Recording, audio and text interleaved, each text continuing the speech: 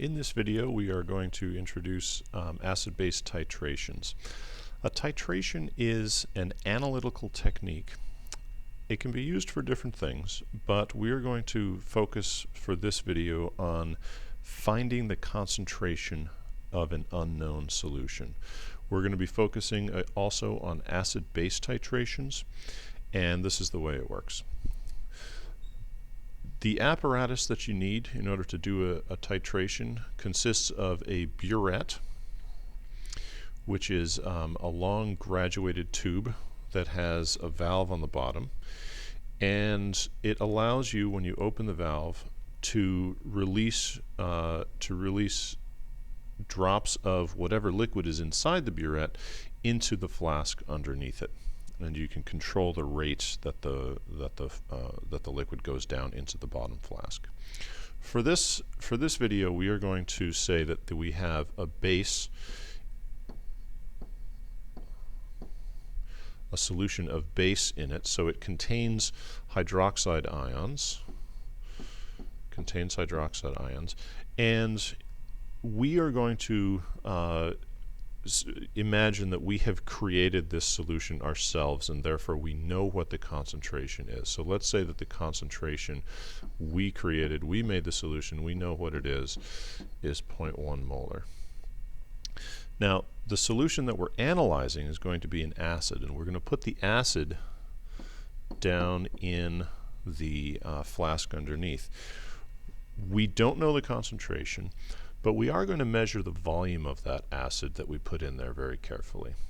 Alright, so we're going to measure the volume of it, and let's say we put in 10 milliliters of it, which is 0.01 liters of that acid solution. What you do then is you put drops of indicator into the acid solution. The indicator is a special chemical that's going to change color when the pH of that solution shifts from high pH to low pH or low pH to high pH. The classic one that is often used is phenolphthalein, which changes color.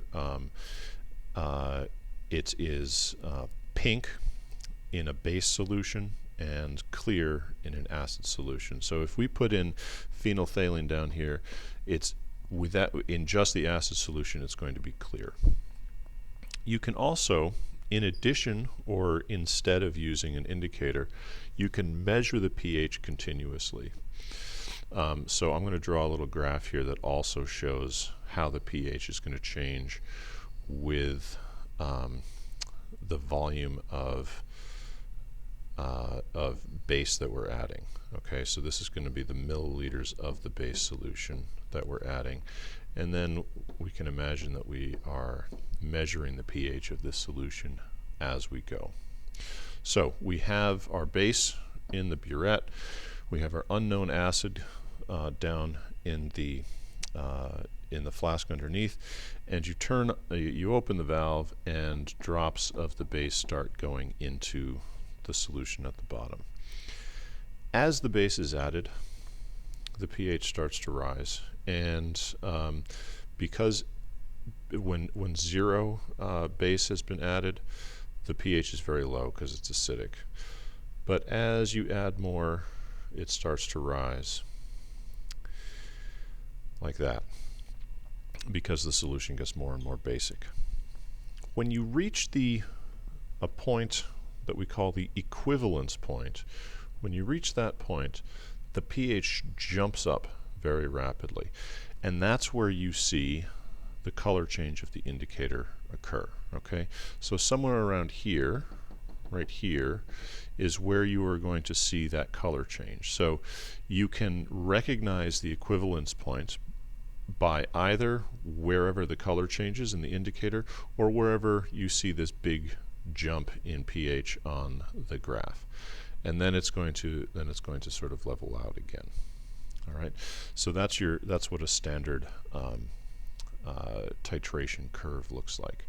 Now the equivalence point is the key to the whole thing, because as you see down here, at the equivalence point, the moles of hydroxide that you added from the base equal the moles of hydrogen ions that were in the acid. So let's imagine then that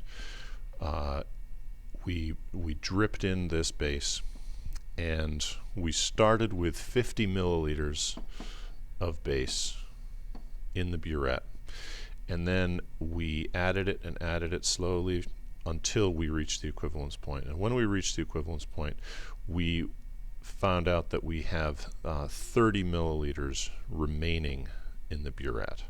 Okay, so we started with 50, we ended with 30, which means that we used 20 milliliters of the base solution. And that's equivalent to 0.02 liters of that solution. And remember that the concentration of that base solution is 0.1. Now, again, going back to this fact down here, the moles of hydroxide equals the moles of hydrogen ions.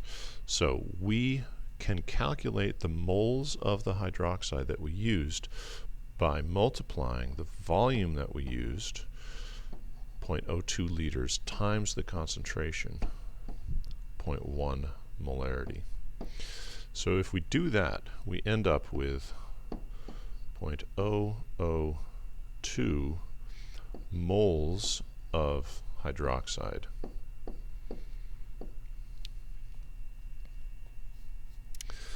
Now, that's a very useful piece of information because, again, at that point, at the equivalence point, the moles of hydroxide equals the moles of hydrogen ions.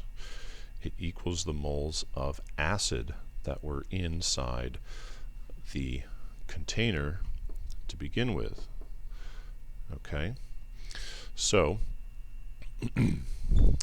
we know then that if 0.002 moles of hydroxide were added, then there must have been 0.002 moles of H plus in that solution.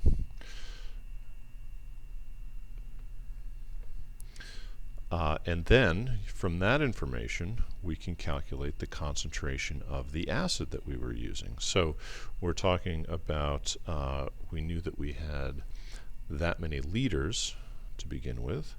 We had 0.002 moles of H plus, and moles divided by volume is concentration, so 0.01 liters. So we know then, we have figured out the concentration of the acid that we had to begin with.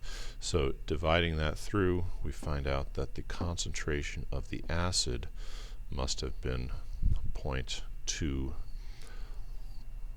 molarity. Okay, so that's the technique. That's titration. The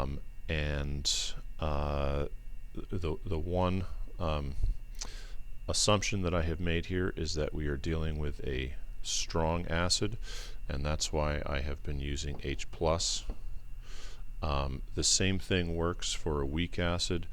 The only thing that I would change about this is I would say that at the equivalence point, the moles of hydroxide equals the moles of the hydrogen ions, if you're talking about a strong acid, or if you're talking about a weak acid, then it equals the moles of the weak acid. It works the same way. Thanks for watching.